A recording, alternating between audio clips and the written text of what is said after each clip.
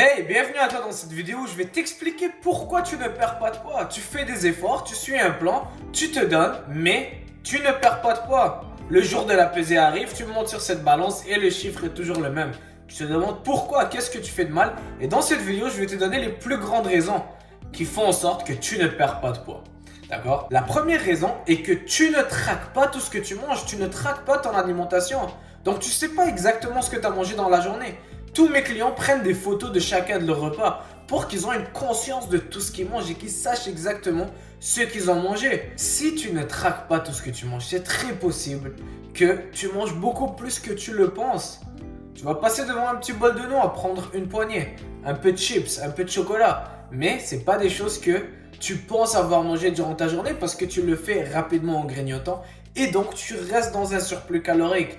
Alors que dans ta tête, tu penses que tu manges juste un petit déjeuner, un bon dîner et un bon souper, alors que tu manges beaucoup plus que ça. D'accord? Il est très important de tracer vraiment tout ce que tu manges, que ça soit le noter ou prendre des photos. Comme ça, tu sais exactement tout ce qui va dans ton corps et donc tu peux savoir combien de calories tu as mangé. Tu peux savoir tous les aliments que tu as mangés et donc ajuster ton plan de là. Donc, première chose, prenez note de tout ce que vous mangez. Et si tu ne le fais pas, c'est peut-être la raison pourquoi tu ne perds pas de poids.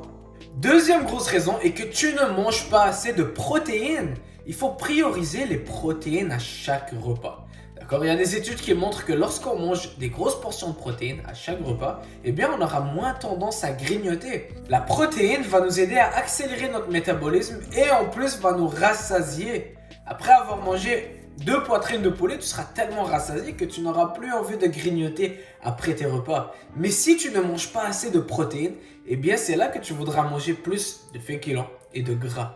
Donc, c'est pas l'idéal en perte de poids. Priorise la protéine et assure-toi qu'à chacun de tes repas, eh bien tu as une grosse portion de protéines. Une source de protéines maigres, bien sûr. Que ça soit pas des ailes de poulet par exemple, mais plutôt des poitrines de poulet, de la viande hachée extra maigre, des crevettes, du thon, du poisson. D'accord? Donc prioriser la protéine est très important lors d'une perte de poids. Et ça peut être une chose que tu fais pas qui mène au fait que tu ne perds pas de poids. Troisième chose est que tu manges des aliments très denses caloriquement. Ce qui veut dire que tu manges des aliments qui sont vraiment caloriques, comme des noix, de l'huile d'olive, des avocats, du fromage. Ça peut être quelque chose qui est santé, mais tu vas trop en mettre.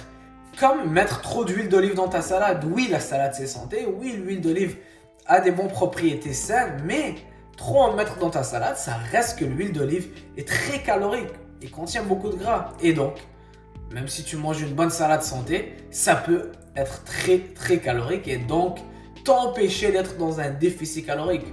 Des noix par exemple. Certaines personnes dans une perte de poids vont commencer à manger beaucoup de noix car ils entendent que c'est bon pour la santé alors que ça reste très calorique. Des avocats, c'est bon pour la santé et c'est sûr que c'est beaucoup mieux que manger des fritures, mais n'empêche que les avocats restent caloriques. Et donc si tu en manges à chacun de tes repas, manger 2-3 avocats par jour, eh bien tu vas consommer beaucoup de calories. Donc priorise les légumes qui vont contenir beaucoup moins de calories. Salade, tomates, concombres, oignons, champignons, épinards, qui vont te rassasier beaucoup plus et contiennent beaucoup moins de calories que les avocats. D'accord? Donc c'est très très important. Ne pas consommer trop d'aliments très caloriques. D'accord? Quatrième raison est que tu ne dors pas assez. Il y a une étude qui montre que le manque de sommeil est l'un des plus gros facteurs de l'obésité. C'est faux. Qui aurait cru que ne pas assez dormir peut causer une prise de gras et donc empêcher ta perte de poids? Eh bien, lorsqu'on ne dort pas assez, le corps devient stressé. Lorsque le corps est stressé, il va relâcher l'hormone de stress, le cortisol. Et donc, la perte de graisse devient beaucoup plus difficile. D'accord? Donc, lorsqu'on est dans un état de stress, lorsqu'on ne dort pas assez, le corps ne peut pas brûler de la graisse et bâtir du muscle aussi efficacement. Le sommeil est vraiment important, c'est la base. Priorisez votre sommeil.